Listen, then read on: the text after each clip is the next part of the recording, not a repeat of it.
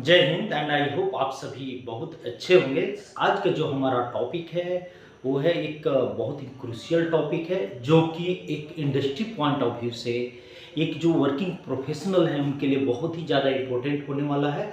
और वो टॉपिक है पावर फैक्टर। हम लोग बहुत ही डिटेल में देखते हैं, अपने लैंग्वेज में देखते हैं कि पावर फैक्टर क्या होता है और एक इंडस्ट्री पॉइंट ऑफ व्यू से, एक इंडस्ट्री कॉन्टेक्स्ट से मतलब ये पावर फैक्टर का कितना ज़्यादा इंपॉर्टेंस है, कितना ज़्यादा वैल्यू रखता है, वो आज का जो हमारा लेक्चर है उसमें हम वन बाय वन समझेंगे, अपने लैंग्वेज में समझेंगे। तो let's start that particular topic that is the power factor in industry.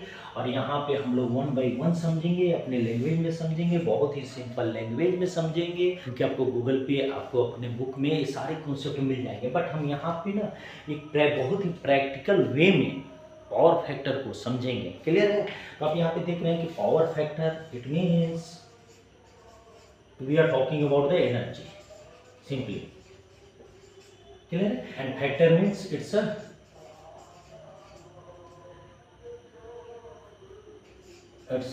Ratio of two quantity. Okay, अभी हम लोग यहाँ समझते हैं। क्लियर है? हम लोग बहुत डिटेल में जाएंगे, पावर फैक्टर का हम लोग डेफिनेशन भी देखेंगे, पावर फैक्टर का जो डिफरेंट डेफिनेशन होता है वो भी हम लोग देखेंगे। क्लियर है? अब सबसे इम्पोर्टेंट क्या है कि जब कभी भी अगर एज ए इलेक्ट्रिकल इंजीनियर, जो लोग इलेक्ट्रिकल इंजीनियर हैं वो ये डायग्राम देखते ही बहुत ईजिली वे में इसे समझ सकते हैं कि what is this one. Okay, power factor को डिटेल में समझने से पहले हम पहले ये समझेंगे कि भाई जो इलेक्ट्रिसिटी जिसको बोलते हैं it's a one type of energy. Okay, so जो इलेक्ट्रिसिटी है इसके कितने कंपोनेंट होते हैं? तो बेसिकली जो इलेक्ट्रिसिटी है उसके 3 कंपोनेंट होते हैं। कौन कौन होते हैं? तो वन होता है वोल्टेज, अनदर होता है electricity and third one is the frequency. Clear? अब ये देखो कि अगर ये एक वायर है गाइस, तो ये वायर इससे इलेक्ट्रिसिटी फ्लो कर रहा है, तो इसके जो तीनों कंपोनेंट हैं वो साथ के साथ इसके साथ चल रहा है। अभी फ्रीक्वेंसी क्या होता है? फ्रीक्वेंसी का मतलब यही है कि इसका रेट से मतलब है। फ्रीक्वेंसी इज नथिंग, अगर बहुत इसको रॉन्ग में आप समझेंगे तो frequency it's nothing, it's just a rate. Means कोई भी चीज़ अपने आप को कितनी बार दोहरा रहा है, अपने आप को कितना बार रिपीट कर रहा है, उसे हम क्या बोलते हैं? पर सेकेंड। उसे हम क्या बोलते हैं? उसे हम बोलते हैं फ्रीक्वेंसी। ओके, सो अब हम लोगों ने यहाँ पे देखा, मैंने जो डायग्राम बनाया है, अब यहाँ पे मैं आपसे बातें करता हूँ कि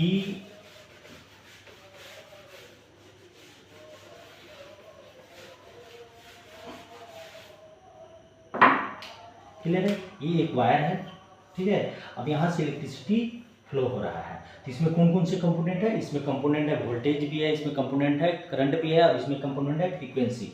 ठीक है ना? तो फ्रीक्वेंसी जो है यहाँ पे फ्रीक्वेंसी क्या है? फ्रीक्वेंसी है कि नंबर ऑफ साइकिल्स पर second per unit time. Clear है? टाइम का जो ऐसा यूनिट है क्या है? सेकेंड है। Okay, so number of cycle per unit time. Clear है? अब यहाँ पे इंडिया की जो फ्रीक्वेंसी है अलग अलग कंट्री की अलग अलग हो सकती है depending on the condition and the source. तो 50 हर्ट्ज, इसका मतलब क्या है? इसका मतलब है कि if you are talking about the alternating current. Clear है? अल्टरनेटिंग करंट का मतलब क्या हो गया कि अल्टरनेटिंग करंट जो है AC, if you are talking about the AC means alternating current, it means कि अल्टरनेटिंग करंट जो है क्या है, वो किस फॉर्म में फ्लो करता है? वो फॉर्म में फ्लो करता है साइनसॉइडल वेव के फॉर्म में। क्लियर है? ओके, तो अब यहाँ पे आप हम देख सकते हैं कि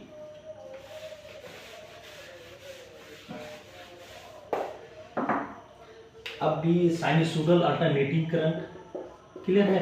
तो अब यहाँ पे क्या है कि यहाँ से अगर हम स्टार्ट करते हैं करंट, ठीक है ना? अब यहाँ पे देखो, अब यहाँ से अगर स्टार्ट करते हैं, अब यहाँ से ऐसे, तो this is completing one cycle. इस तरह से आप ऐसे जाएंगे, ऐसे ऐसे, तो जो इलेक्ट्रिसिटी है वो, अगर इसका फ्रीक्वेंसी डिफाइंड है 50 हर्ट्ज, इट मीन्स कि ये 1 सेकेंड में 50 साइकिल एक कंप्लीट कर लिया होगा। इट मीन्स, क्लियर है? आप अभी जो ये जो लाइट जल रहा है गाइस, जो हमारा इनकैंडेसेंट बल्ब वगैरह जल रहा है, आप ऐसे समझो वो 1 सेकेंड में 50 बार वो ऑन होते हैं और 50 बार वो ऑफ होते हैं। क्लियर है? बट ये इतने कम टाइम में हो रहा है कि जो हमारे ये जो नेकेड आई है उससे पता नहीं चलता है।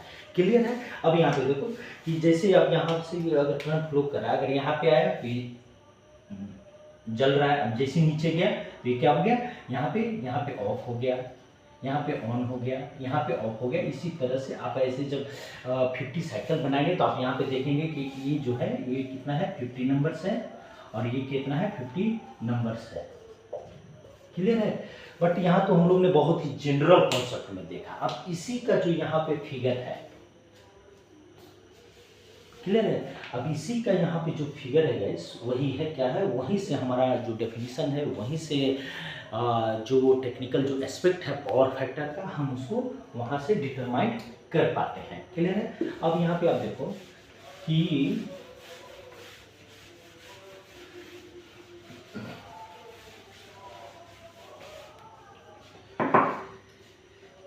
अगर हम लोड की बातें करें गाइस, तो लोड कितने तरह के होते हैं। पहला resistive load, second inductive load, और third one is the capacitive load.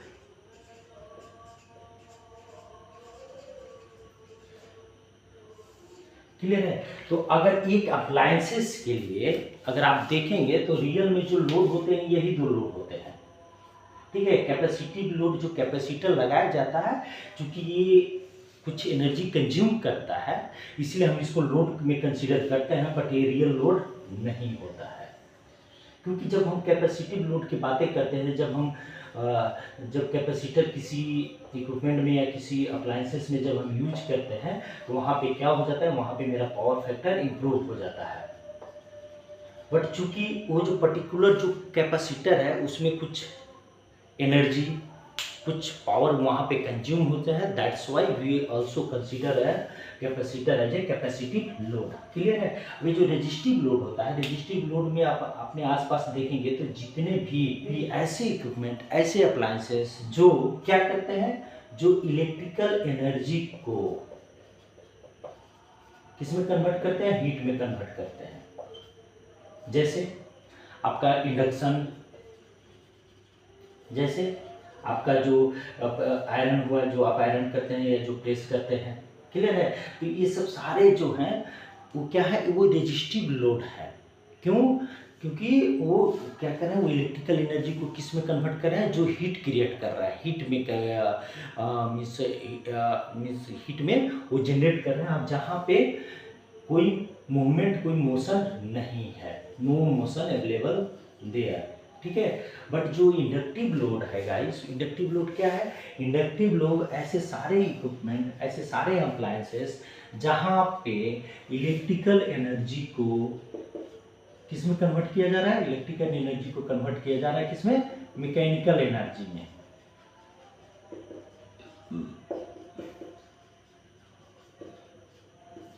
Clear है? अभी जो मैकेनिकल एनर्जी में हम तो सब समझते हैं कि एक एनर्जी को हम दूसरे एनर्जी फॉर्म में उसको कन्वर्ट कर सकते हैं। तो अब इतना इजी में तो कन्वर्ट नहीं होगा, तो उसके लिए हमें क्या करना पड़ता है, उसके लिए हमें क्या करना पड़ता है, अगर हम एक एनर्जी फॉर्म से, जब फॉर एग्जांपल अगर हम इलेक्ट्रिकल एनर्जी को मैकेनिकल एनर्जी में कन्वर्ट करना चाहते हैं, तो हमें क्या करना पड़ेगा, हमें सबसे पहले मैग्नेटिक फील्ड क्रिएट करना पड़ेगा। और फिर वो जो मैग्नेटिक फील्ड है, due to the electromagnetic force क्या क्रिएट होगा, वहाँ पे क्रिएट होगा टॉर्क क्रिएट होगा। और वो जो टॉर्क है, वही टॉर्क रिस्पॉन्सिबल है किसके लिए, जो मैकेनिकल एनर्जी है उसमें ट्रांसफर करने के लिए। क्लियर है? तो अब आप हम यहाँ पे देख सकते हैं कि इसके अंतर्गत अगर हम लोग बातें करें तो इसके अंतर्गत क्या हो जाएगा, जो इंडक्टिव लोड है, यहाँ पे क्या है, इंडक्टिव लोड के अंतर्गत जो बातें होगी वो क्या होगा, जैसे मोटर है, फैन है, एटसेट्रा है। क्लियर है? अब ये सब जो जितने भी जो है क्या है, ये इंडक्टिव लोड में आते हैं। क्लियर है? अब ये तो हम लोगों ने अप्लायंसेस के रिस्पेक्ट में समझ लिया। बट अगर मैं इसको टेक्निकली समझना चाहूँ कि भाई ये जो रेजिस्टिव लोड हम कब बोलेंगे और इंडक्टिव लोड हम कब बोलेंगे, तो उसका सिंपल सा है, यहाँ पे जो मैंने बनाया है, जो साइनसोइडल वेव का जो डायग्राम बनाया है, उससे हम इसको समझेंगे।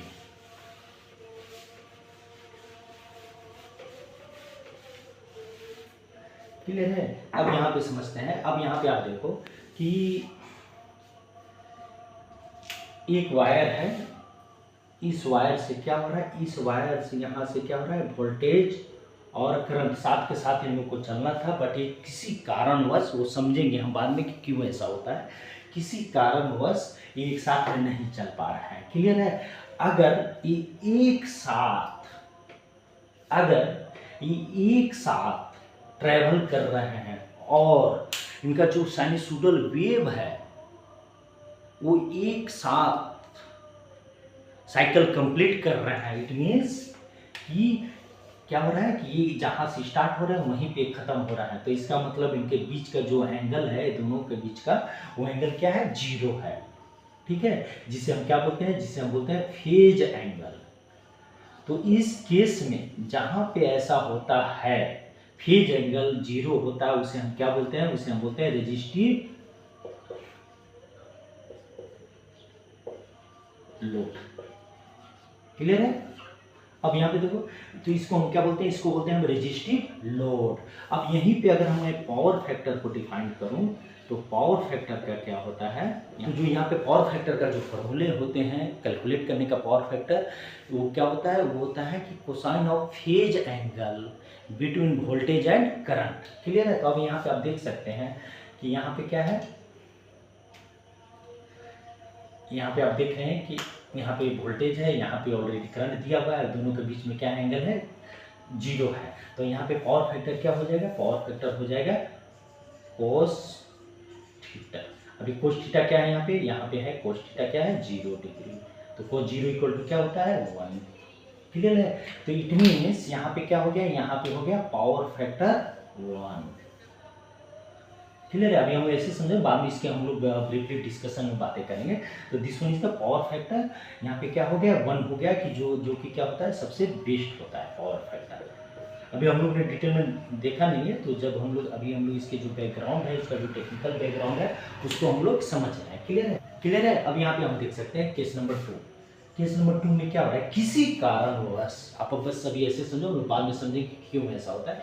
किसी कारणवश क्या हो रहा है कि एक वायर से इलेक्ट्रिसिटी तो पास हो रही है, बट जो वोल्टेज है और जो करंट है वो क्या है, उनके बीच में एक फेज एंगल बन रहा है। इट मीन्स कि जो उनका जो साइकिल है वो एक साथ कंप्लीट नहीं हो रहा और साइमल्टेनियसली वो आगे नहीं बढ़ रहा है। कोई आगे स्टार्ट हो रहा है, कोई पीछे स्टार्ट हो रहा है, कोई आगे स्टार्ट हो रहा है, कोई पीछे स्टार्ट हो रहा है। क्लियर है? तो अब यहाँ पे आप देख सकते हैं कि जो यहाँ पे टाइम है, with respect to the time, for example अगर ये हम इसको यहाँ पे 0 सेकेंड मान ले, या मान ले 0.1 सेकेंड, तो यहाँ पे हम देखेंगे कि 0.3 सेकेंड पे स्टार्ट हो रहा है। क्लियर है? जस्ट एग्जांपल के लिए, ये एक्सिस में ये 0 होता है, बट मैं जस्ट आपको समझाने के लिए मैं बता रहा हूँ। तो अब आप यहाँ पे देख रहे हैं कि यहाँ पे बाई 0.2 या कोई भी माइक्रो सेकेंड भी हो सकता है, ठीक है ना, तो उस पर स्टार्ट हो रहा है। यहाँ पे क्या देख रहे हैं हम यहाँ पे देख रहे हैं कि वोल्टेज तो यहाँ से स्टार्ट हुआ, लेकिन जो करंट है क्या किया, वोल्टेज से पीछे हो गया। क्लियर है? तो इसका मतलब क्या होगा कि इनके बीच में एक एंगल बन रहा है। अभी ये एंगल जो थीटा है वो क्या है, वो नॉट इक्वल टू 0। क्लियर है? तो जब कभी भी जब theta equal to not equal to 0 और वहाँ पे क्या हो रहा है, करंट क्या कर रहा है, लैग कर रहा है किससे, वोल्टेज से, तो वहाँ पे हम इस लोड को क्या बोलते हैं, इस लोड को बोलते हैं इंडक्टिव लोड। क्लियर है? अब यहाँ पे इंडक्टिव लोड हो गया, तो अब यहाँ पे भी हमें क्या है, पावर फैक्टर का हमने फॉर्मूला क्या देखा कि power factor is equal to the cos theta. ठीक है? अब यहाँ पे देखो कॉस थीटा क्या है, 0 डिग्री है, नहीं है, तो 0 डिग्री से क्या होगा, कुछ न कोई एंगल होगा। तो जैसे जैसे आप 0 डिग्री कॉस एंगल का बढ़ते जाएंगे तो क्या होगा, उसका ओवरऑल वैल्यू कम होते चला जाएगा। ठीक है? तो कॉस नॉट इक्वल टू 0, यही तो है। तो अब यहाँ पे देखो कि कितना होगा। क्लियर है? तो अब अगर एक प्योर इंडक्टिव अगर लोड होगा गाइस, तो जो एंगल होगा, फेज एंगल होगा, वो कितना होगा, थीटा इक्वल टू 90 डिग्री। तो अब यहाँ पे देखो पावर फैक्टर कितना हो जाएगा, cos 90 degree, it means cos 90 degree को कितना हो गया 1, सॉरी, तो इट मीन्स cos 90 डिग्री को कितना हो गया 0। तो यहाँ पे क्या हो गया, पावर फैक्टर 0 हो गया। बट ये ऐसा जनरली होता नहीं है, क्योंकि प्योर इंडक्टिव लोड नहीं होता है। प्योर इंडक्टिव लोड मतलब आप ऐसे समझो कि वहाँ पे क्या होता है कि प्योर इंडक्टिव लोड ऐसा नहीं है कि कोई भी एक अप्लायंसेस है तो सिर्फ इंडक्टिव लोड है, नहीं। उस कोई भी अप्लायंसेस है, कोई भी इक्विपमेंट, उसमें हर तरह का लोड एग्जिस्ट कर रहा है। बट जो ज़्यादा इफेक्टिव कर रहा है हम उसको उस नेम से, नोमेनक्लेचर से जानते हैं, जिसका ज़्यादा इफेक्ट है, जिसका ज़्यादा प्रभाव है। तो चूँकि ऐसा कोई आपको इक्विपमेंट नहीं मिलेगा जो प्योर इंडक्टिव है, जहाँ पे ना कोई रेजिस्टिव लोड है और नहीं जो हम वहाँ पे जो कैपेसिटर और नहीं वहाँ पे कैपेसिटर यूज हुआ है। क्लियर है? तो इसलिए यहाँ पे क्या होगा कि पावर फैक्टर 0 हो जाएगा, जो एक आइडियल केस है, जो कि जनरली ऐसा नहीं होता है।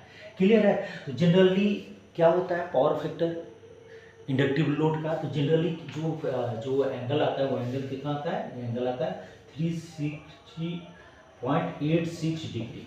क्लियर है? और जब 360.86 डिग्री अब जब एंगल पुट करेंगे कोसाइन का, तो इसका जो वैल्यू होता है वो 0.8 होता है। इसीलिए जनरली जो होता है power factor for inductive load वो कितना होता है, वो होता है 0.8। क्लियर है कॉन्सेप्ट है? तो अब हम लोग देखते हैं पॉइंट नंबर 3। अब यहाँ पे देखते हैं हमने क्या बोला कि पावर फैक्टर अगर 1 होगा तो उसे हम क्या बोलेंगे, उसे हम बोलेंगे बेस्ट पावर फैक्टर, मीन्स वो सबसे अच्छा कंडीशन है जब पावर फैक्टर 1 होगा। क्लियर है? तो अब यहाँ पे हम इसे क्या बोलेंगे, अब पावर फैक्टर को जब 1 है तो इसे हम क्या बोलेंगे, यूनिटी पावर फैक्टर। क्लियर है? और जब यहाँ पे लैग हो गया, करंट वोल्टेज से लैग हो गया, तो उसे हम क्या बोलेंगे, लैगिंग पावर फैक्टर। इसका दूसरा नेम आप दे दो यहाँ पे, ये देखो सेकेंड हो गया lagging power factor, power factor. Clear है? अब हम लोगों ने दो केस देखा, एक केस देखा कि जब रेजिस्टिव लोड था तो पावर फैक्टर 1 था, मीन्स फेज एंगल जो है करंट और वोल्टेज के बीच में वो 0 डिग्री का है, इसलिए पावर फैक्टर वहाँ पे 1 हुआ, उसी पर हुआ। लेकिन जब हम केस नंबर 2 में जाते हैं तो हम क्या देख रहे हैं कि वहाँ पे जो करंट है वो वोल्टेज से क्या हो जा रहा है, लैग कर जा रहा है। क्लियर है? जनरली कितना डिग्री से लैग कर रहा है, 360.86 डिग्री से लैग कर रहा है, जिसके वजह से जो हमारा जो बेस्ट कंडीशन है हमारे अप्लायंसेस का, हमारे इक्विपमेंट का, जो इलेक्ट्रिकल एनर्जी यूज करने का बहुत ही इफेक्टिव वे में, उसे हम क्या इंडिकेट करते हैं, उसे हम इंडिकेट करते हैं पावर फैक्टर से, जो कि 1 होना चाहिए, लेकिन हो नहीं रहा है। क्यों? क्योंकि करंट वोल्टेज से सम डिग्री ऑफ एंगल से वो क्या कर रहा है, लैग कर रहा है। क्लियर है? जिसकी वजह से पावर फैक्टर जो हमारा डिजायर वैल्यू है उससे कम हो जा रहा है। क्लियर है? तो इसीलिए यहाँ पे आ गया। अब आप यहाँ पे देखो, अब ये केस नंबर 3, अगर हमें 0.8 को अगर हमें 1 करना है तो हमें क्या करना पड़ेगा गाइस, वेरी सिंपल, क्या करना पड़ेगा, हमें ऐसा करना पड़ेगा कि ऐसा कुछ किया जाए जिससे क्या हो कि जो करंट यहाँ पे जो लैग कर रहा है, ये करंट यहाँ पे जो लैग कर रहा है वो, तो यहाँ पे करंट लैग ना करके क्या हो जाएगा कि वो साइमल्टेनियसली वोल्टेज के साथ स्टार्ट हो, ताकि उन लोग के बीच का जो एंगल है वो कम से कम बने। क्लियर है? जो फेज एंगल है वो कम से कम बने। तो इसके लिए क्या करना पड़ेगा, इसके लिए हमें क्या करना पड़ेगा, यहाँ पे लैग कर रहा है, यहाँ पे मान लो 0 है, यहाँ पे लैग कर रहा है, तो अगला सेक्शन क्या होगा कि अगर हम ऐसा कुछ अरेंजमेंट करें जिससे जो करंट है वो क्या करने लगे, लीड करने लगे। क्लियर है? तो अब ऐसे समझो एक रेस हो रहा है, रेस में आप लोग दौड़ रहे हैं, 2-4 लोग उसमें दौड़ रहा है, और एक जो बंदा है वो उसका एनर्जी या किसी कारणवश वो दौड़ नहीं पा रहा है, उस कैपेसिटी से। तो अगर उसको आप एनर्जी ड्रिंक पिला दो तो वो क्या करने लगेगा, वो अब उन लोग से ज़्यादा तेज दौड़ने लगेगा। इट मीन्स क्या हो गया कि वो लीड करने लगा, तो इट मीन्स लीडिंग। क्लियर है? तो जो लीडिंग होता है तो इसको हम क्या बोलेंगे, लीडिंग पावर फैक्टर। कि मीन्स जो करंट है वो वोल्टेज से लीड कर रहा है। कि मतलब अब वोल्टेज उससे पीछे हो गया, तो ओवरऑल ये क्या करेगा, ये पीछे हो रहा है, ये आगे कर रहा है, तो इसीलिए क्या करेगा, दोनों मिल के उस चीज़ को बैलेंस करेंगे। और इसीलिए यहाँ से स्टार्ट होता है use of the capacitor. Capacitor का यही प्रॉपर्टी है जिसकी वजह से हमारे जितने भी जो इंडक्टिव जो लोड होते हैं उसमें कैपेसिटर का यूज किया जाता है, ताकि जो हमारा करंट जो लैग कर रहा था वो लीड करे, और जिसके वजह से वो बैलेंस बनाए, और जिसके वजह से पावर फैक्टर मेरा क्या हो, 1 हो। क्लियर है? तो इसकी वजह से क्या होगा, यहाँ पे लीड करेगा, ओवरऑल क्या हो जाएगा, यहाँ पे मतलब यहाँ से जब लीड करेगा तो लीड करने के बाद क्या करेगा, एक पावर फैक्टर को इम्प्रूव करेगा। ये जैसे 0.8 है तो ये कहाँ तक लेकर जाएगा, 1 तक लेकर इसको जाएगा, मीन्स और इम्प्रूव कर रहा है। तो इसीलिए हम इसको क्या बोलते हैं, leading power use of capacitor, और इसी को हम लोग क्या बोलते हैं, कैपेसिटिव लोड। क्लियर है? तो आई थिंक ये जो कॉन्सेप्ट है आपको समझ में आया होगा कि क्या होता है रेजिस्टिव लोड, क्या होता है इंडक्टिव लोड। और अभी जो हम लोग डिस्कस करेंगे नेक्स्ट में, उसमें हम थ्योरेटिकल पार्ट को डिस्कस करेंगे। उसमें हम ये समझेंगे कि अगर पावर फैक्टर 1 से कम है तो उसका क्या एक इंडस्ट्री पे इफेक्ट पड़ता है, हमारे अप्लायंसेस पे क्या इफेक्ट पड़ता है। आई थिंक आपको ये कॉन्सेप्ट क्लियर हुआ होगा। अब हम लोग इसको जो पावर फैक्टर है, जो जिस चीज़ का आप इंतज़ार कर रहे हैं, जो जनरली लिखा हुआ रहता है कि power factor is equal to the it is nothing, it's just a ratio of the real power versus the apparent power. तो सारी चीज़ें हम डिटेल में देखेंगे, और तब हम फिर धीरे धीरे इंडस्ट्री में, इक्विपमेंट में, अप्लायंसेस में हम इंटर करेंगे, और हम वहाँ पे देखेंगे कि अगर पावर फैक्टर मेरा 1 नहीं हो रहा है तो क्या रीज़न हो सकते हैं, और उसको हम कैसे सही करें। क्लियर है? तो लेट्स सी। तो अब हम लोग फर्दर जो डिस्कस करने जा रहे हैं, जो थ्योरेटिकल पार्ट्स है, जो थ्योरेटिकल कॉन्सेप्ट है पावर फैक्टर का, उसके बारे में। और फर्दर हम लोग ये डिस्कस करेंगे कि पावर फैक्टर का अंडरस्टैंडिंग एक इंडस्ट्री पॉइंट ऑफ व्यू से कितना ज़्यादा इम्पोर्टेंट है, क्यों ज़रूरत है उसकी, और इसके क्या क्या फैक्टर्स हो सकते हैं जिससे पावर फैक्टर 1 से नीचे होता है। और फिर हम उसको 1 बाय 1 ये देखेंगे कि पावर फैक्टर को हम कैसे इम्प्रूव करें। तो let's see the theoretical concept of the power factors. तो अभी तक हम लोगों ने जितने भी जो टेक्निकल बैकग्राउंड था with respect to the current, with respect to the voltage, और हम लोगों ने यहाँ पे ये सारी चीज़ें देख लिया है कि what is the unity power factor, what is the lagging power factor, and what is the leading power factor. If resistive load there is a then unity power factor, if inductive load there is a lagging power factor, and if there is a capacitive load then it's a leading power factor. Okay, so अब हम लोग समझते हैं कि चूंकि हम लोगों ने स्टार्ट किया था पावर फैक्टर्स, तो अब हम लोग देखते हैं कि पावर फैक्टर को थ्योरेटिकली हम कैसे डिफाइन करेंगे। तो पावर फैक्टर, ओके, सो अगर इसका हम फिजिकल सिग्निफिकेंस की बातें करें, सिग्निफिकेंस, आप कभी भी किसी भी चीज़ को अगर आपको बेस्ट अंडरस्टैंडिंग करना है तो आप उसे ना अपने रियल लाइफ से उसे कोरिलेट करना सीखो। वरना बुक में तो सारी चीज़ें पढ़े हुए हैं, बट आपकी अंडरस्टैंडिंग उस लेवल पे नहीं जा सकती अगर आप उसको फिजिकल सिग्निफिकेंस या फिजिकल जो मिस उसका जो कॉन्सेप्ट है कि उसका हमारे लाइफ में किस तरह से यूटिलाइजेशन हो रहा है, जब तक से आप कोरिलेट नहीं करेंगे then it will be very tough, क्योंकि किताब में तो सारे कॉन्सेप्ट दिए हुए हैं। तो let's see the physical significance of the power factor. Okay, अगर इसका फिजिकल सिग्निफिकेंस की अगर हम लोग बातें करें तो it is nothing, it's just, it is a measure of how effectively we are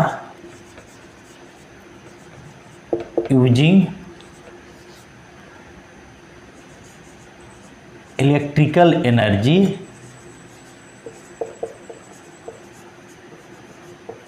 to useful work. भाई, it's a very simple concept सो अब यहाँ पे समझ में आया। तो अब हम यहाँ देख सकते हैं कि इसका फिजिकल सिग्निफिकेंस है, it is a measure of how effectively we are using electrical energy to useful work. You can also write electrical power. Okay, so just we are going through the physical significance to useful work where in an AC electrical system. There is another type of the current, that is the DC. So we are not going into the DC, so we are talking about the AC. So here we are just discussing about the AC. Okay, so आप यहाँ पे समझ सकते हैं कि suppose आप एक electrical system है, क्लियर है, और आप यहाँ पे एक्स के भी ए, ठीक है ना, एक्स के भी ए आप यहाँ पे क्या कर रहे हैं, आप इसे पावर दे रहे हैं, ठीक है।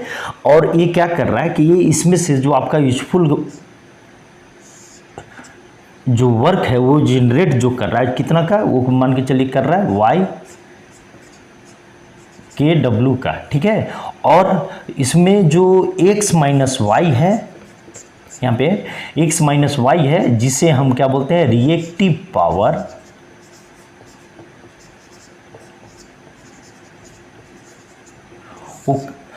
वो कहाँ पे कंज्यूम हो जा रहा है, वो ये जरूर कंज्यूम हो जा रहा है। कहाँ पे, हमने देखा था लास्ट टाइम, कहाँ पे, इंडक्टिव पावर के, हमने लास्ट टाइम कहाँ देखा था, इंडक्टिव लोड के केस में हमने देखा था, क्या देखा था कि वहाँ पे जो करंट है वो किससे लैग कर रहा है, वो लैग कर रहा है वोल्टेज से, क्लियर है। तो क्यों, क्योंकि वहाँ पे क्या हो रहा है, वहाँ पे इंडक्शन, वहाँ पे मैग्नेटिक फील्ड क्रिएट हो रहा है, वहाँ पे इलेक्ट्रोमैग्नेटिक फोर्स क्रिएट हो रहा है, जिसकी वजह से टॉर्क क्रिएट हो रहा है।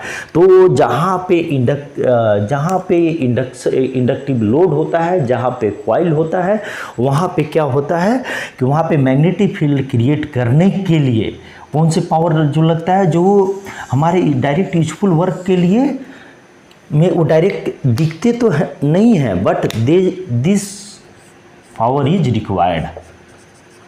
क्यों, क्योंकि अगर ये पावर, अगर हम यहाँ पे ये पावर अगर इंटरनली अगर यहाँ पे ये पावर का यूटिलाइज नहीं होगा तो मैग्नेटिक फील्ड नहीं क्रिएट होगा, और जब मैग्नेटिक फील्ड क्रिएट नहीं होगा हम लोग एक इलेक्ट्रिकल एनर्जी को मैकेनिकल एनर्जी में कन्वर्ट नहीं कर सकते, क्लियर है। तो इसी सारे कॉन्सेप्ट को एक्स वाई और एक्स माइनस वाई को लेकर यहाँ पे क्या डिफाइन किया गया, पावर फैक्टर का एक डिफिनीशन अलग से बनाया गया, जिसे हम देखते हैं कि वो डिफिनीशन क्या है, क्लियर है। ये तो आप समझ चुके हैं। तो अब हम लोग देखते हैं क्या है, इसके बेसिस पे हम लोगों ने यहाँ पे क्या देखा, हम लोगों ने यहाँ देखा कि पावर के कितने means how many types of the power. तो one is the total power, जो कि हम एक सर्किट को दे रहे हैं, total power applied to the circuit और द इलेक्ट्रिक इक्विपमेंट सर्किट। वो क्या है, वो है जिसे हम क्या बोलते हैं, उसे हम बोलते हैं टोटल अपेरेंट पावर, अपेरेंट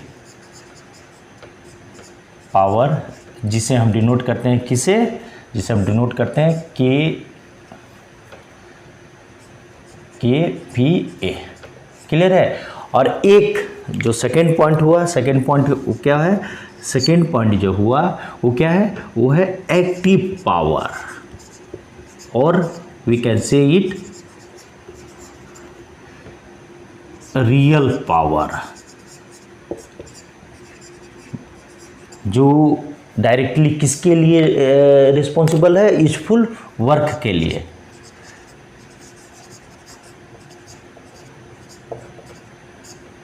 जिसे हम किससे डिनोट करते हैं, किलो वाट से, क्लियर है। और थर्ड वन इज क्या है, third one is the reactive power,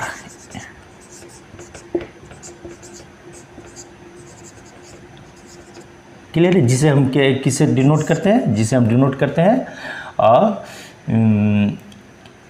kVA reactive, just it is denoting for the reactive power. Okay, तो अब हम इसी के बेस पे पावर फैक्टर का हम डेफिनेशन यहाँ से बना सकते हैं। तो हम पावर फैक्टर का अगर जैसे हम लोगों ने वहाँ पे क्या देखा था, फर्स्ट डेफिनेशन जो ऑलरेडी हम लोगों ने देखा था कि power factor is cosine of phase angle. Clear है। अब यहाँ पे दूसरा जो डेफिनेशन है, it is the ratio of real power to the total power और apparent पावर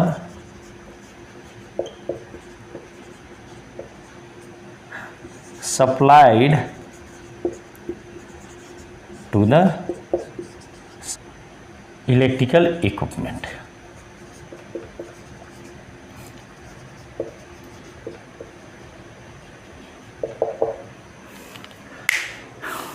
क्लियर है। तो अब यहाँ पे सेकंड जो डेफिनेशन हो गया वो क्या हो गया, पावर फैक्टर का। पावर फैक्टर का सेकंड जो डेफिनेशन हो गया क्या हो गया, रियल पावर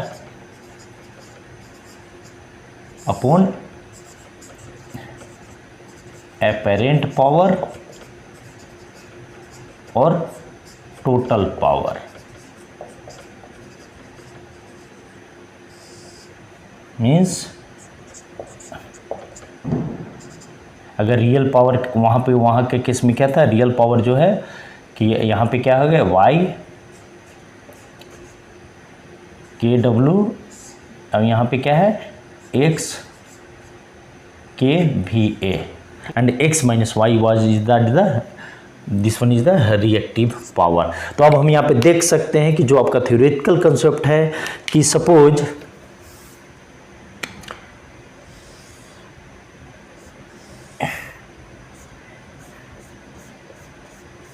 ये टोटल पावर है और ये जो ये this one is the total power and this one is the real power or this one is the reactive power. This one is, we can say it the active power and this one is the reactive power. Okay, so we can see here कि हमारा total power जो हम circuit को, जो electrical equipment जो है उनको हम कितना सप्लाई कर रहे हैं, हम सप्लाई कर रहे हैं दिस मच क्वांटिटी। बट जो हमारा एक्टिव पावर है, जो यूजफुल वर्क है, जो डायरेक्टली जो अलाइन विथ यूजफुल वर्क है, वो कितना है, टोटल पावर से है। तो आप ऐसे भी देख सकते हो कि ये इतना है तो यहाँ से इतना कम है, तो यहाँ पे क्या हो जाएंगे, यहाँ पे पावर फैक्टर 1 से नीचे हो जाएंगे। क्लियर है, क्योंकि ये क्वांटिटी क्या है, लेस है और ये क्वांटिटी हाई है, तो इन दोनों का रेशियो क्या होगा, इन दोनों का रेशियो ऑलवेज लेस देन 1 होगा। क्लियर है। अब यहीं पे आता है कि भाई यहाँ पे हम देख रहे हैं कि जो रिएक्टिव पावर है उसका क्या क्या रीज़न हो सकता है कि ये जो यहाँ पे जो रिएक्टिव पावर ये ज़्यादा कंज्यूम कर रहा है, तो अगर हम तो कर रहा है तो रिएक्टिव पावर का ज़्यादा कंजम्पशन का क्या क्या रीज़न हो सकते हैं, हम लोग फर्दर देखेंगे। और अगर हम इसी एक्टिव पावर को स्लोली किसी भी तरह, अगर यहाँ है, मान के लिए यहाँ है, यहाँ से ऐसे धीरे धीरे इस तरह से बढ़ाते चले जाए तो हमारा क्या होगा, active power is almost similar to the total power. Then at that time हम लोग कहाँ पे पहुँचेंगे, हम लोग पहुँचेंगे कहाँ पे, हम लोग पहुँचेंगे टुवार्ड्स द 1, जो पावर फैक्टर है towards 1। It means we are improving the power factor, we are saving the money. In case of the industry, power factor एक बहुत ही वाइटल रोल प्ले करता है कि इंडस्ट्री पॉइंट ऑफ व्यू से, क्योंकि अगर आपका पावर फैक्टर अगर अच्छा नहीं होगा तो आपको जो इलेक्ट्रिसिटी जो जनरेट कर रही है जो इंडस्ट्री, वो क्या करेंगे, वो आपके ऊपर पेनाल्टी पावर फैक्टर पेनाल्टी के भी आपके ऊपर, आपके इंडस्ट्री के ऊपर लग सकता है। और वहीं अगर आप पावर फैक्टर अगर आप अच्छा है, मीन्स आप जो टोटल पावर है और उसके रिस्पेक्ट में जो आप यूजफुल वर्क जो कर रहे हैं, मीन्स आपका जो एक्टिव पावर है just means it's very near about the total power, that case आपको रिबेट मिलेगा और कोई भी पेनाल्टी का कहीं भी कोई लीगल इशू नहीं होंगे। क्लियर है? तो अब यहाँ पे हम लोग देखते हैं कि कौन से पावर फैक्टर को इंडस्ट्री पॉइंट ऑफ व्यू से बहुत अच्छा माना जाता है। हम लोगों ने क्या देखा था कि अगर प्योर इंडक्टिव होगा तो उस केस में क्या होता है गाइस, उस केस में होता है पावर फैक्टर 0, मीन्स जो आइडियल प्योर, और वहाँ पे किसी भी तरह का कोई इंडक्टिव मीन्स अनदर लोड नहीं है। बट ऐसा कभी ये आइडियल केस है, ऐसा कभी प्रैक्टिकली होता नहीं है। क्लियर है? तो जब इंडक्टिव लोड के केस में हम लोगों ने वहाँ पे क्या देखा था कि जो फेज एंगल था वो कितना था, 368.86 डिग्री एंगल, और इस पे हम लोगों ने जो फाइंड किया था वो कितना किया था, हम वहाँ पे देखा था कि 0.8 पावर फैक्टर होता है in the case of inductive load. Clear है? और हम लोगों ने यहाँ पे देखा था कि रेजिस्टिव लोड में कहाँ था, रेजिस्टिव लोड में हमारा जो पावर फैक्टर था वो कितना था, 1 था। क्लियर है? तो अब हम देख सकते हैं कि यहाँ पे है तो कहीं इसके बीच में जो नॉर्मली जो पावर फैक्टर होते हैं एक इंडस्ट्री में, तो जो पावर फैक्टर जिसे माना जाता है कि अगर इससे ऊपर अगर आप पावर फैक्टर मेंटेन करते हैं, यूजेज ऑफ जो इलेक्ट्रिकल एनर्जी है वो इफेक्टिवली यूज हो रहा है। तो यहाँ पे कंसीडर किया जाए कि जब पावर फैक्टर ग्रेटर दैन 0.95 होंगे तो it will be consider as a good power factor. And इसी तरह से जब आप पावर फैक्टर 0.95 है, अगर आप जैसे जैसे आप 1 की तरफ प्रोसीड करेंगे तो ये क्या हो जाएगा, ये बहुत ही अच्छा कंडीशन माना जाएगा, और जिसके वजह से आपको यहाँ पे क्या मिलेंगे, आपको किसी भी तरह का कोई पेनाल्टी नहीं देना पड़ेगा, बल्कि आपको जो इलेक्ट्रिसिटी जो जनरेटिंग जो इंडस्ट्रीज है वो क्या करेंगे, आपको इस पर रिबेट भी प्रोवाइड करेंगे। क्लियर है? Because you are doing a good job. Clear है? तो अब हम लोग आगे देखेंगे इसमें कि मीन्स ये जो रिएक्टिव पावर फैक्टर है उसके क्या क्या रीजन होते हैं, और हम रिएक्टिव पावर फैक्टर को कैसे मिनिमाइज करें ताकि एक इंडस्ट्री का जो पावर फैक्टर है उसको हम इम्प्रूव कर पाए।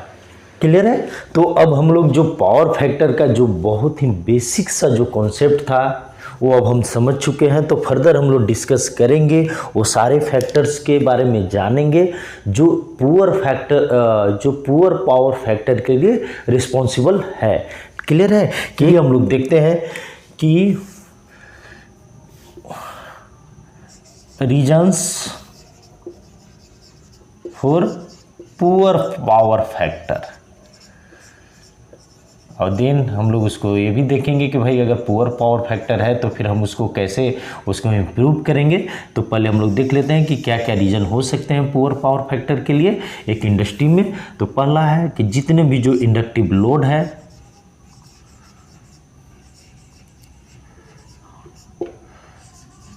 ये हम लोग ऑलरेडी बहुत अच्छे से समझ चुके हैं कि जितना ज़्यादा इंडक्टिव लोड होगा पावर फैक्टर उतना पुअर होंगे। क्लियर है? Second, harmonic distortion.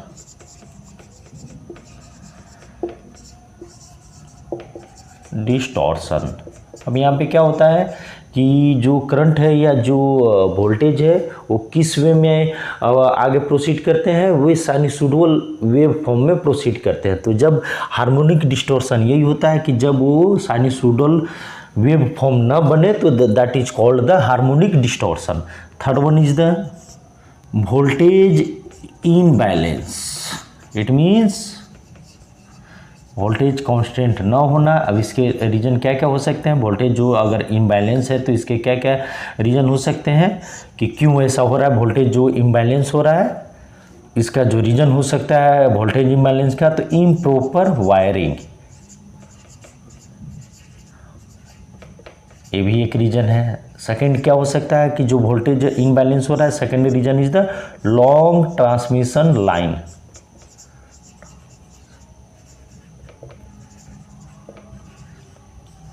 ये भी एक रीजन है। क्लियर है, जो हमारे पावर फैक्टर को जो अफेक्ट करता है। क्लियर है। And then fourth one is the light load. Fifth one is the varying load. ये सब सारे रीजन है loads. And then seventh one is the under sized wiring. ये भी एक रीजन है। And then eighth one is the equipment condition.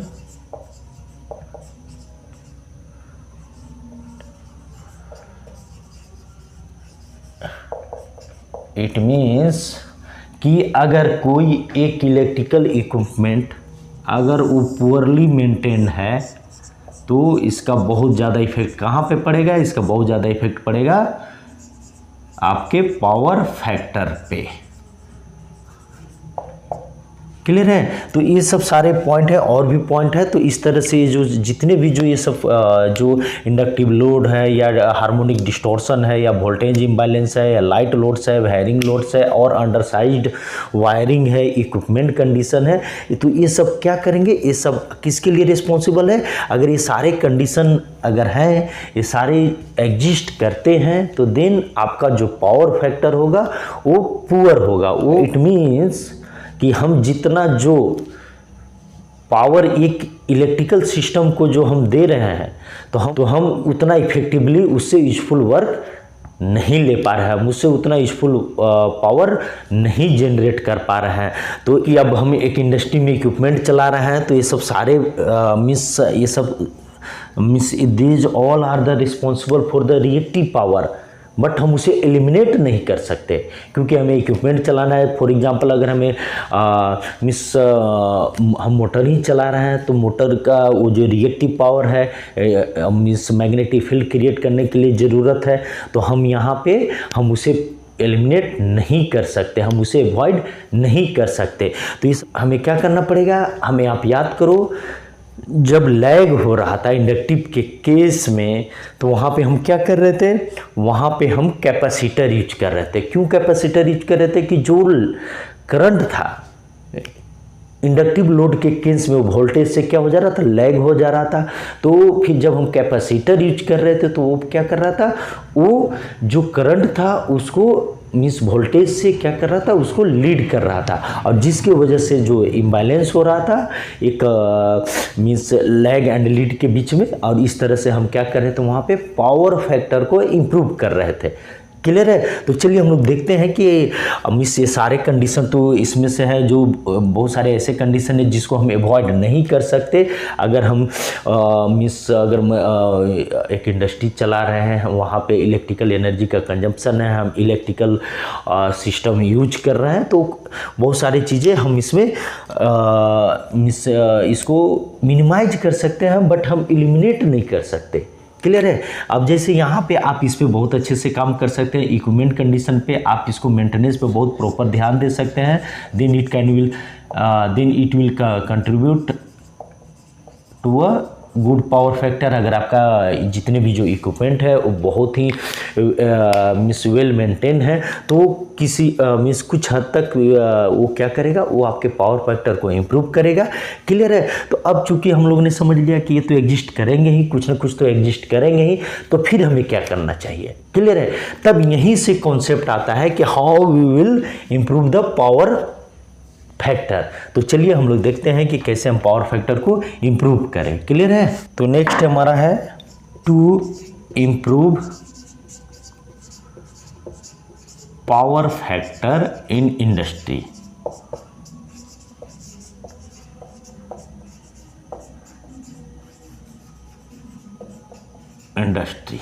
Clear है। तो अब हम यहाँ पे ये देखेंगे कि भाई पावर फैक्टर को हम कैसे इम्प्रूव करें। क्लियर है। बहुत टेक्निकली देखे तो हमें क्या करना चाहिए, हमने वहाँ पे देखा था क्या कि जो वे साइनसोइडल वेव बन रहा था, जो वेव फॉर्म था करंट एंड वोल्टेज का, तो जहाँ पे लैग कर रहा था तो हम लोगों ने क्या किया, वहाँ पे हम लोगों ने कैपेसिटर को ऐड किया। क्लियर है। अब दूसरा जो डेफिनेशन था पावर फैक्टर का कि power factor is the ratio of the real power upon the means apparent power या टोटल पावर, और बाकी जो टोटल पावर माइनस जो रियल पावर था तो क्या था, that is called the reactive power. वो कहाँ पे कंज्यूम हो रहा था, वो कंज्यूम हो रहा था मैग्नेटिक फील्ड क्रिएट करने के लिए। क्लियर है। तो अब हम यहाँ पे देखो कि अगर हम वो पावर को, जो रिएक्टिव पावर है, हम कुछ ऐसा सोचे कि भाई एक मोटर है, एक मोटर है, अब उसको तो वहाँ पे तो मैग्नेटिक फील्ड क्रिएट करना ही है, क्योंकि वहाँ तभी तो हम इलेक्ट्रिकल एनर्जी से मैकेनिकल एनर्जी में क्रिएट मीन्स उसको ट्रांसफॉर्म कर पाएंगे उस एनर्जी के फॉर्म को, तो इसलिए वहाँ भी ज़रूरत है, हम उसको एलिमिनेट नहीं कर सकते रिएक्टिव पावर को। तो आप ऐसे सोचो कि सपोज कि जो x माइनस वाई जो रिएक्टिव पावर जो कंज्यूम कर रहा था, वो जो हम जिस उसी पावर के पार्ट से जो हमारा टोटल जो पावर है, मोटर को जो मैग्नेटिक फील्ड क्रिएट करने के लिए जो पावर की जो उसे ज़रूरत है, अगर हम उसे किसी दूसरे में प्रोवाइड करें तो क्या होगा कि ये जो रिएक्टिव पावर वो जितना जो कंज्यूम कर रहा था वो उतना मेन जो आपका टोटल पावर है उसके पार्ट से वो कंज्यूम नहीं करेगा। तो अब यहाँ पे क्या होगा कि जब उसके पार्ट से कम कंज्यूम करेगा तो क्या होगा, एक्टिव पावर जो है, जो रियल पावर है, जो बेसिकली जो मीन्स इफेक्टिवली कहाँ पे यूज हो रहा है, यूजफुल वर्क के लिए जो यूज हो रहा है, तो वो क्या होगा, वो बढ़ जाएगा। और जब वो बढ़ जाएगा, एक्टिव पावर जब बढ़ जाएगा तो अल्टीमेटली क्या होगा, आपका पावर फैक्टर इंप्रूव कर जाएगा। क्लियर है। तो चलिए देखते हैं कि to improve power factor in industry तो हमें क्या क्या किया जाता है और क्या क्या करना चाहिए ताकि हम पावर फैक्टर अपना इम्प्रूव करें। और मीन्स आप तो समझ चुके हैं कि power, what is the meaning of the power factor. Power factor means it's just a measure of how effectively we are using electrical equipment effectively. Clear है। तो इसका यही मतलब है। तो अब हम यहाँ पे देखते हैं कि हमें क्या क्या करना चाहिए। क्लियर है। और क्या क्या वो जो डिफरेंट जो तरीके हैं, मेथोडोलॉजी है पावर फैक्टर को इम्प्रूव करने के लिए इंडस्ट्री में, तो चलिए हम लोग उसका एक ब्रीफली हम उसको देखेंगे। First one is the by using power factor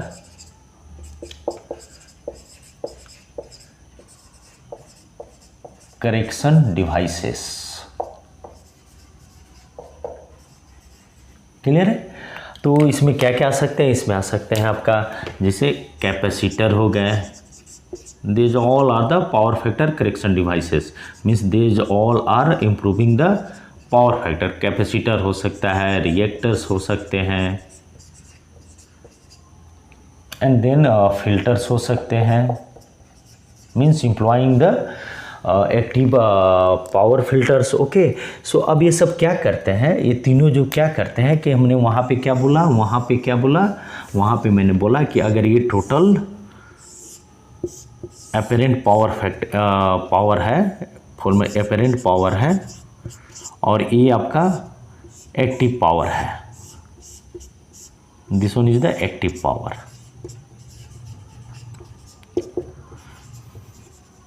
and this one is the reactive power. अभी रिएक्टिव पावर जितना ज़्यादा होगा उतना हमारा पावर फैक्टर पुअर होगा। क्लियर है। तो अगर हम इसको मिनिमाइज करें और रिएक्टिव पावर को धीरे धीरे हम अगर बढ़ाते चले जाएं तो क्या होगा, हमारा पावर फैक्टर इंप्रूव करेगा। ये सब सारे जो डिवाइसेस वो क्या करते हैं, compensate with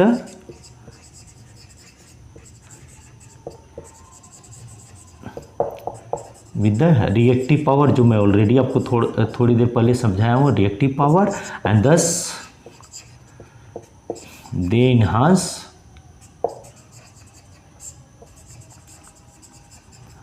the active power and thus responsible for improving the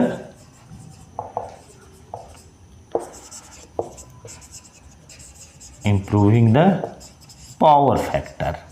तो एक जनरल कॉन्सेप्ट है, क्लियर है। ये देखो जैसे जो कैपेसिटर है, तो कैपेसिटर का बहुत टाइप हो सकते हैं। ये जो कैपेसिटर होता है वो किसके साथ होता है, ये जो इंडक्टिव लोड होता है उसके साथ, इस लोड के साथ ये किसके कनेक्टेड होता है, इंडक्टिव लोड के साथ ही किसमें, पैरेलल में कनेक्टेड होता है, जिसकी वजह से क्या करता है, ये कंपेंसेट किसके साथ करता है, जो रिएक्टिव पावर है उसके साथ कंपेंसेट करता है। तो जो ये कैपेसिटर है, कैपेसिटर जो हम लोग यूज करते हैं वो मैनी टाइप के हो सकते हैं। कौन कौन से हो सकते हैं, चलो हम इसको यहाँ पे देखते हैं।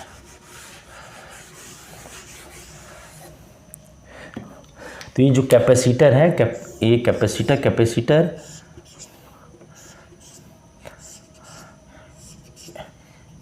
जो ये कैपेसिटर है as per the requirement, means as per the requirement, ये डिफरेंट टाइप के हो सकते हैं। तो क्या क्या हो सकते हैं कैपेसिटर में, एक होता है स्टैटिक कैपेसिटर। जब आप इंडस्ट्री में काम करेंगे, अभी आप पढ़ाई कर रहे हैं, जब आप जाएंगे तो आप ये सब सारी चीज़ों से इनकाउंटर होंगे। Means switched capacitor bank,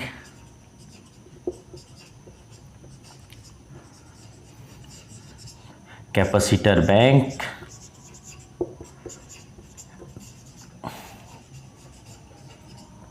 and then variable capacitor.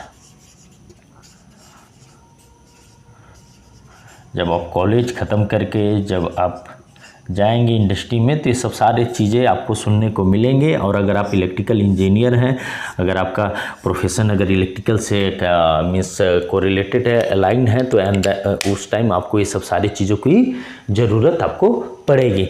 तो अब हम लोग यहाँ ने देख लिया कि क्या कैपेसिटर, कैसे कैपेसिटर एंड रिएक्टर का एक जो बहुत ही ब्रीफली जो उसका कॉन्सेप्ट था कि कैसे वो करते हैं, वो क्या बेसिकली करते हैं, वो बेसिकली करते हैं कि भाई जो अपना रिएक्टिव पावर है उसके साथ ही कंपेंसेट करके क्या करते हैं। अगर डायरेक्टली इनडायरेक्टली आप देखें तो क्या करता है, वो आपका जो एक्टिव पावर है उसको इम्प्रूव कर रहा है, और जब एक्टिव पावर को इम्प्रूव कर रहा है तो अल्टीमेटली क्या हो रहा है, पावर फैक्टर इम्प्रूव कर रहा है। अब यहाँ पे आप देख सकते हैं कि जो रिएक्टर है, रिएक्टर क्या करता है, आपने वहाँ पे देखा कि हार्मोनिक जो है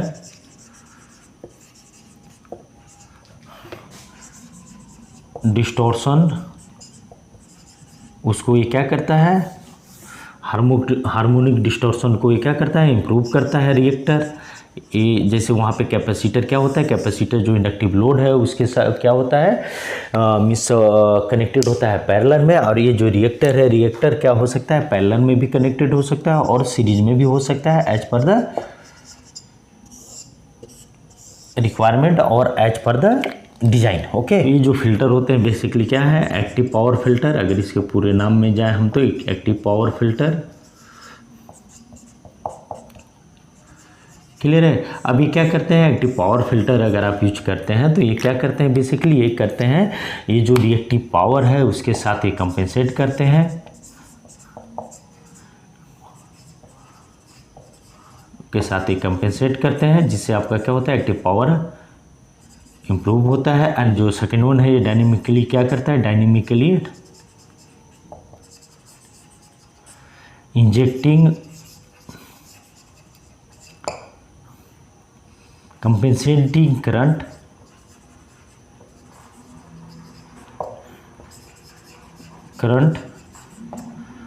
to harmonic distortion।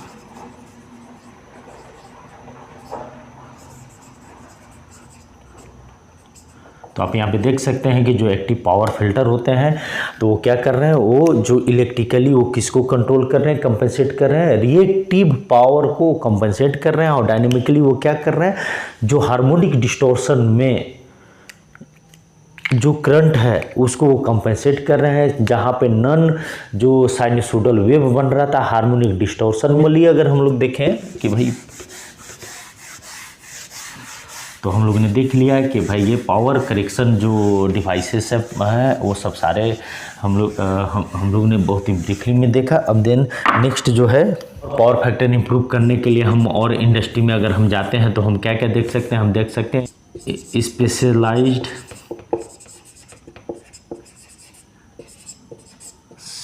Synchronous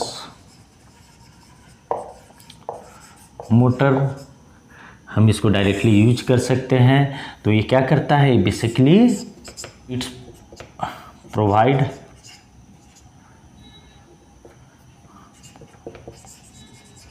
leading reactive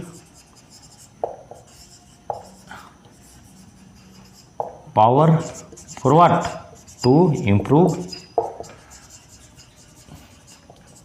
power factor. Clear है।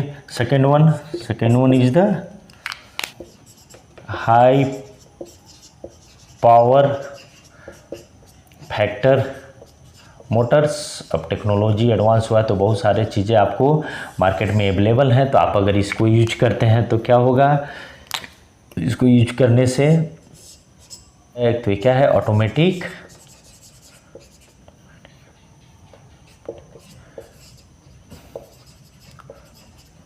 पावर फैक्टर करेक्शन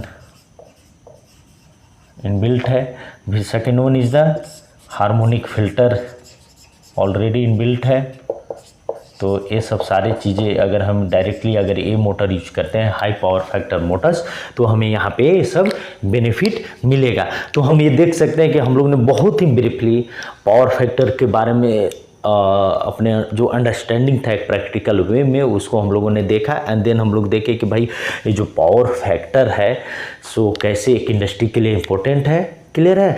तो चलिए अब हम लोग कंक्लूड करते हैं कि भाई जो इम्प्रूविंग पावर फैक्टर है उसका क्या बेनिफिट्स है। ओके, क्यों एक इंडस्ट्री पॉइंट ऑफ व्यू से इम्पोर्टेंट है कि भाई ये पावर फैक्टर एक अच्छा होना चाहिए, बहुत अच्छा होना चाहिए। क्लियर है, पुअर नहीं होना चाहिए। तो benefits of improving power factor, ये हमारा लास्ट टॉपिक है इसमें, benefits of improving power factor. Clear है। तो भाई हम लोग इतने सारे डिवाइसेस, इतने सारे कैपेसिटर, इतने सारे रिएक्टर, इतने सारे फिल्टर और जो इम्प्रूविंग द पावर फैक्टर्स है तो हम कर रहे हैं, तो उसका अल्टीमेटली बेनिफिट क्या है कि क्यों हमें पावर फैक्टर पे एक इंडस्ट्री में हमें फोकस करना चाहिए। तो चलिए हम लोग देखते हैं कि क्यों करना चाहिए। क्लियर है।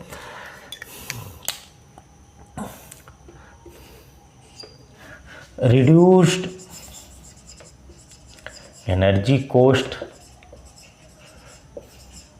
एक इंडस्ट्री के लिए जो इलेक्ट्रिकल एनर्जी जो के लिए जो कॉस्ट जो पे करना पड़ता है, जो बिल पे करना पड़ता है वो बहुत ही हाई होता है। अगर आपका पावर फैक्टर बहुत अच्छा है, आप अगर इसको आपका पावर फैक्टर इम्प्रूव्ड है तो आप यहाँ पे एक कंपनी पॉइंट ऑफ व्यू से बहुत सारे सेविंग कर सकते हैं। क्लियर है।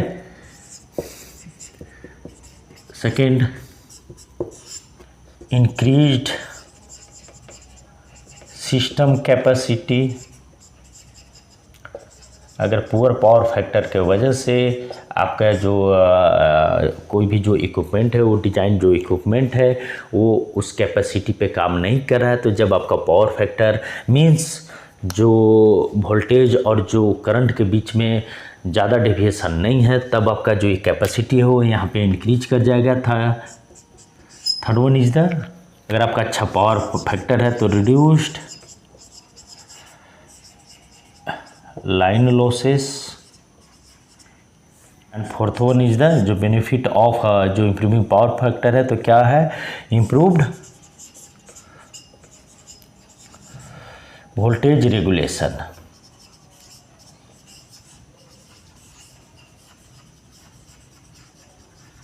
क्लियर है। तो these all are the benefits of improving power factor. Clear है कि भाई क्या हो जाएगा, हमारा सिस्टम का जो कैपेसिटी इंक्रीज करता है, लाइन लॉसेस हमारा रिड्यूस हो जाएगा और जो वोल्टेज रेगुलेशन है, जो वोल्टेज में जो वेरिएशन है वो सब सारे इम्प्रूव हो जाएंगे। क्लियर है। तो आई थिंक हमने एक बहुत ही क्रूशियल टॉपिक को मीन्स बहुत ही अपने लैंग्वेज में, क्योंकि आपको ये सारे गूगल एंड बुक में आपको अवेलेबल मिलेंगे, तो बट इसको हम लोगों ने अपने प्रैक्टिकल वे में हम लोगों ने इसको समझने का कोशिश किया। तो आई थिंक मीन्स ये वीडियो देखने के बाद ऐसा नहीं कि आपको पावर फैक्टर पे कमांड हो जाएगा। जस्ट जैसे पावर फैक्टर पहले सुनते ही लगता था कि मीन्स अगर मीन्स जो नॉन इलेक्ट्रिकल जो बंदा है वो तुरंत सोचेगा कि अरे यार बहुत ही वाइटल है, बहुत ही क्रूशियल है। Of course it's a vital and it's crucial, but हमें सबको जानना चाहिए। अगर हम एक इंडस्ट्री में, एक प्रोफेशन में जब हम जाएंगे, after completion of our graduation, after completion of our degree, so we all have to work in the industries. So at that time you will encounter with these all topics, and then you will find that the power factor is a very crucial means parameter for an industry point of view. क्योंकि अगर power factor आपका poor होगा तो आपको जो बिजली board वाले हैं, जो इलेक्ट्रिसिटी जनरेट कर रहे हैं, वो क्या करेंगे, आपके ऊपर पेनाल्टी भी लगाएंगे।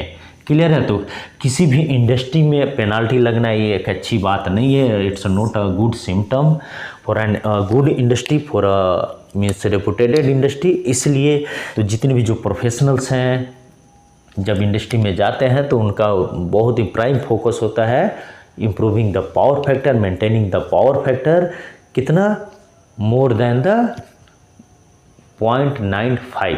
आप इसे चूँकि it's a ratio of the two same physical quantity, तो आप इसे अगर परसेंटेज में भी करोगे तो आप यहाँ पे क्या देख सकते हो कि पावर फैक्टर इन परसेंटेज 95% से अगर ऊपर होता है तो इसे अच्छा माना जाता है।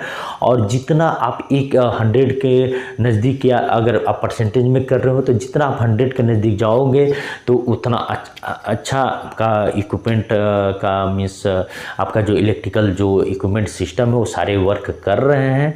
और आपको यहाँ पे क्या करेंगे, जो वही बिजली बोर्ड वाले क्या हैं जो आपको यहाँ पेनाल्टी पुट कर रहे हैं, वो क्या करेंगे, आपको रिबेट देंगे। क्लियर है? तो चलिए इसी के साथ इस टॉपिक को, जो पावर फैक्टर का जो बहुत ही क्रूशियल टॉपिक था, उसको हम लोग यहीं पे कंक्लूड करते हैं। और आई थिंक तो ये आज का जो वीडियो है आपको अच्छा लगा हो तो चलिए अच्छे से पढ़ाई कीजिए। जय हिंद।